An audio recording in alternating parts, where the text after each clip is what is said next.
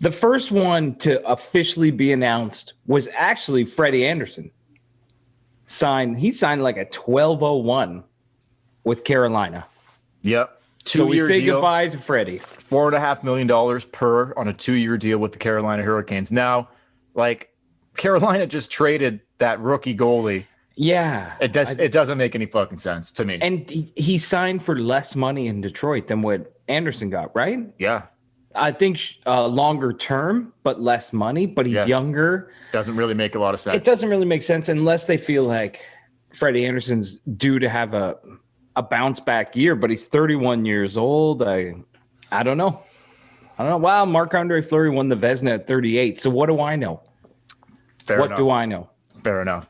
But you know what? Freddie Andersen was a rock for the Toronto Maple Leafs. They don't get to the Stanley Cup playoffs in 2015, 2016 against Washington.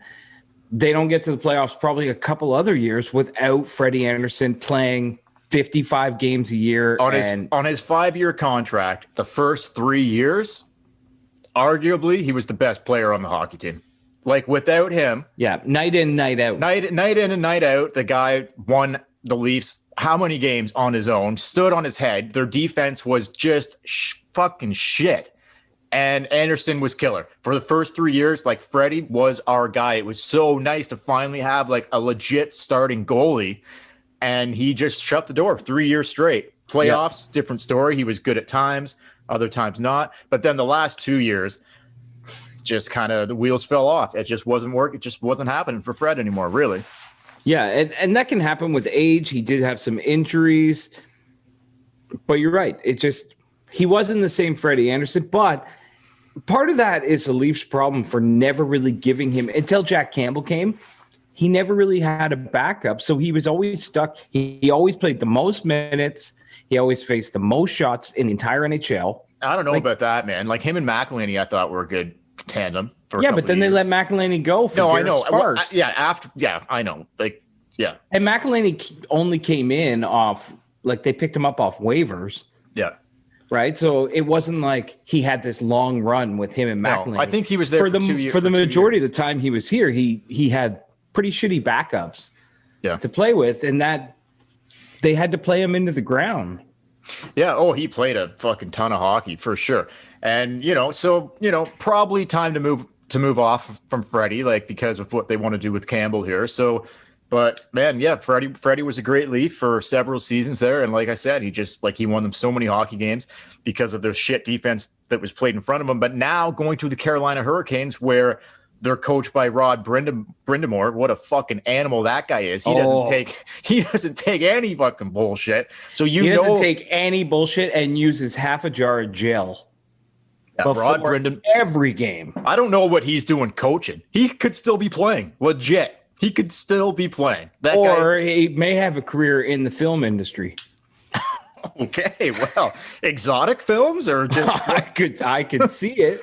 Yeah, that hair, that look, that and aggressiveness. With a name like Rod, like, come on. Rod Brindamore just rolls off the tongue. What an animal he is. But he will have the Carolina Hurricanes just locked in defensively. Like, there'll be no way that team cannot play good defensive hockey. He will not allow it.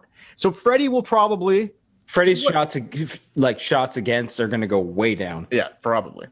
Way down. So, although the Leafs got a little better the last couple of years, but Freddie just wasn't healthy. That's right. Right. So we'll see.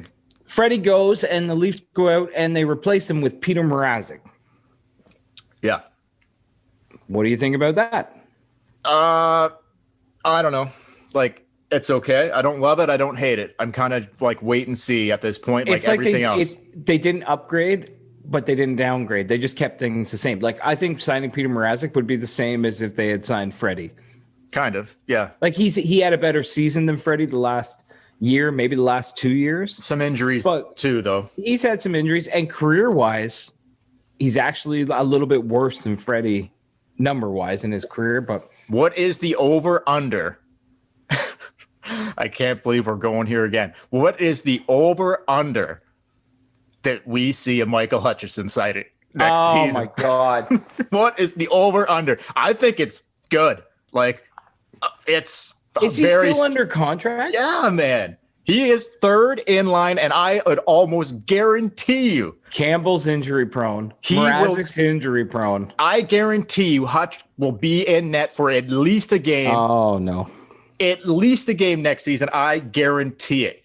Do you not think? Like, come on. We didn't think we'd see him last year, and he popped up out of nowhere, and he was there for like half the season.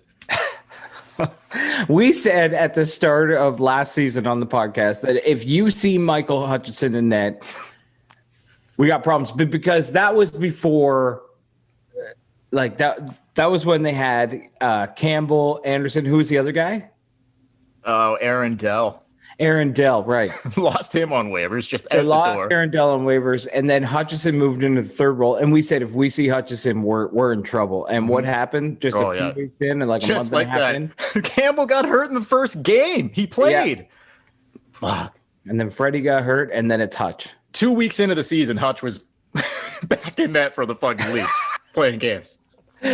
So they got Mrazek, they got Campbell. Yeah, they wanted to do the tandem thing, so I get that. Hopefully it works out. Like, from what I'm not that familiar with Peter Mrazek, okay? Like, I haven't watched a lot of his games, to be honest. So, from what I've heard he's similar to Jack in style, where he's not like flashy, but he's just kind of like he's athletic. Yeah, athletic. Like he's a good goalie. Like it's going to be a good tandem. Like he battles like hard, like Jack does.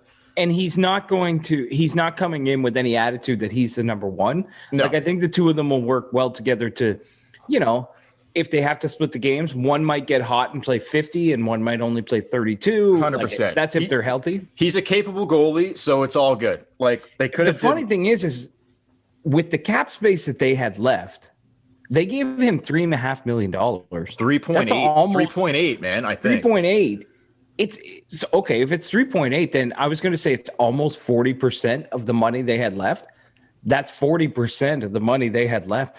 So that must have been a big priority when you almost spent half of what you had left on one player. Now you're leaving 60% of that tiny cap space you had left to fill out the rest of the roster. So hey everyone, Dale here from the Tip In Maple Leafs podcast. If you like this video, please give us a thumbs up. Make sure to subscribe to our channel.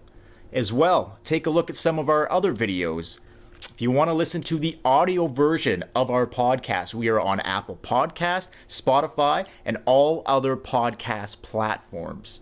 Visit tipinsportsmedia.com to find out more, and you can find a link in the description below.